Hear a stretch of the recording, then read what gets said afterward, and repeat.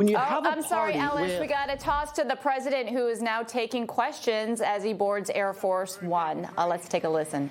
Very at levels that few people would understand, and I think the Cuban population of Miami and certainly beyond Miami, people that came there that were decimated, whose families were ruined, appreciate what the Attorney General just did today and was just doing now. Is just watching it. So we have Cuba on our mind. Very important. Been a lot of problem for a lot of years, and this was I think it was a very big moment for people that, not only Cuban-Americans, but people that came from Cuba, that want to go back to Cuba, people that want to see their family in Cuba. I think this is a very big day, very important day.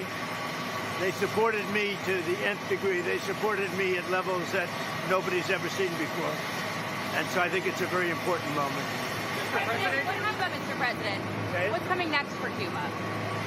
Well, we're going to see. It's a failing nation. You see that. It's falling apart. They have no oil. They have no money. It's a failing nation, so I just can't tell you that. But we're there to help. We're there to help the families, the people. And again, a lot of those people are related to me in the sense that I've had such a great relationship with Cuban-Americans. They supported me at a 94% level. That's a pretty good level. And their relatives are there. So we got to, on a humanitarian basis, we're there to help. Mr. President. There last week. Yeah. Can you talk about that at all? Well, we have a lot of people there. We have the CIA there. We have Marco is there. Marco's parents, as you know, were from Cuba. So we have a lot of expertise in Cuba. And it's not going to be like the biggest thing we've ever done, but I will tell you, to a lot of people, it's going to be one of the most important. They've been looking for this moment for 65 years. So we'll see what happens. But we're going to, in the meantime, we're going to have to help them out. They have no way of living. They have no food. They have no electricity. They have no energy at all.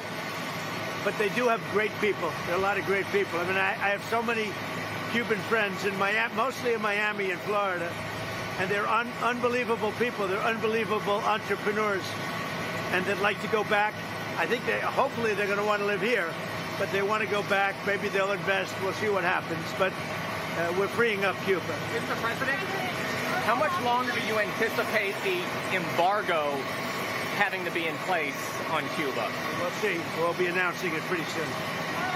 On the table here, Mr. President, should we expect any escalation here, or should they expect anything? Yes. No, you won't. There won't be escalation. I don't think there needs to be.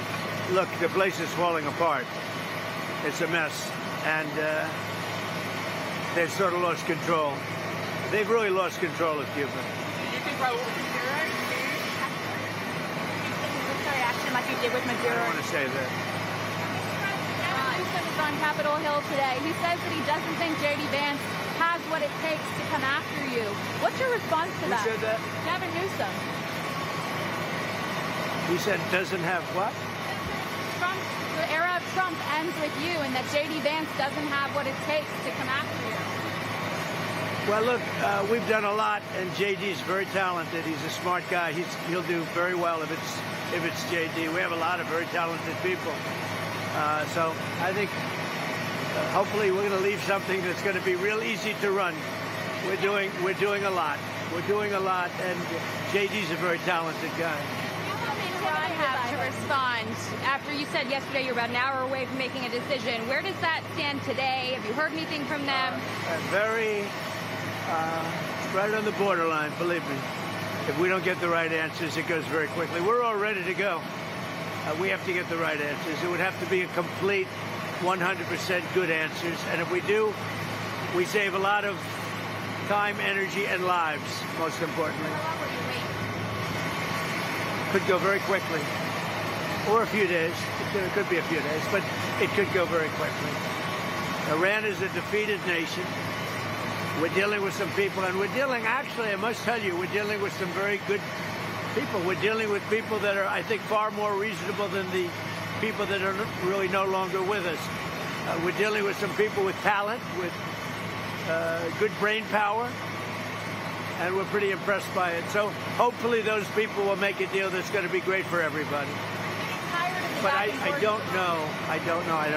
Do I get what? I never. Tired of the back and forth I with never Iran? get tired. But what I like to do, if I can save war by waiting a couple of days, or I can save people being killed by waiting a couple of days, I think it's a great thing to do.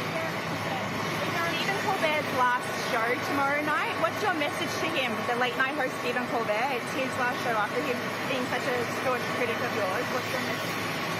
I'll have a message at a later date. Okay. You're on Iran. Did the U.S. offer Iran oil sanctions relief during the peace talks, as Iranian state media has reported? No, I haven't heard that. I'm not doing any relief until they sign an agreement. When they sign an agreement, we can get that place built up again and have something that's really a good country for the people. But no, we haven't offered anything. What's your message to American families who are scared by the rise of AI? They're worried that their kids are not going to be able to have jobs someday because AI Well, will I'll tell take you, over. AI has been amazing because right now we have more jobs, more people working right now in the United States by far than we ever had before. And outside of the war, and I assumed the economy was going to go down, the stock market would go down 20-25%. It's actually up. The stock market is higher now than it was before I started the Iran situation. And on the Iran, I had no choice because they were going to have a nuclear weapon. We're not going to give them a nuclear weapon. But that's going to end soon, one way or the other. Oil is going to come tumbling down. There's so much oil. We have 1,600 ships in the Strait that are loaded up with oil that are going to be coming out very soon. So we'll have to see. But the military has been unbelievable. The blockade has been infallible. Not one ship has gotten through the blockade. 37 have tried. They all wish they didn't. Can you tell us about your call with Erdogan? Yeah, I had a very good call with President Erdogan, and pretty standard. We have a very good relationship. Isn't it nice that I have relationships with some very tough people? He's a tough guy, and but I have a relationship with him that nobody else does. He's actually done a good job. He's been, I think very much of an ally. Some people would doubt that, but I think he's been a great ally, and his people respect him. His people respect him a lot. Mr. Your President, response is there to anything people that are critical of your settlement over your IRS case about the tax now that you can't be prosecuted for tax? Yeah, well, what happened is I was suing IRS for a lot of different reasons. One of the reasons is they released my tax returns, which they're not allowed to do. Now, they showed I pay a lot of tax. I may even release my current returns because they show I pay a lot of money. But they're not supposed to do that. They were in lockboxes as president. And they released them. And a certain firm released them, which was, I guess, a private firm. But it released them to a lot of the fake news. And the fake news went, and you're just not allowed to do that.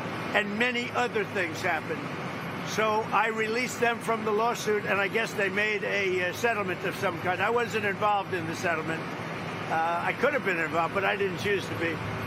So they made a settlement. Also, the anti-weaponization of people. I mean, people were destroyed. They went to jail.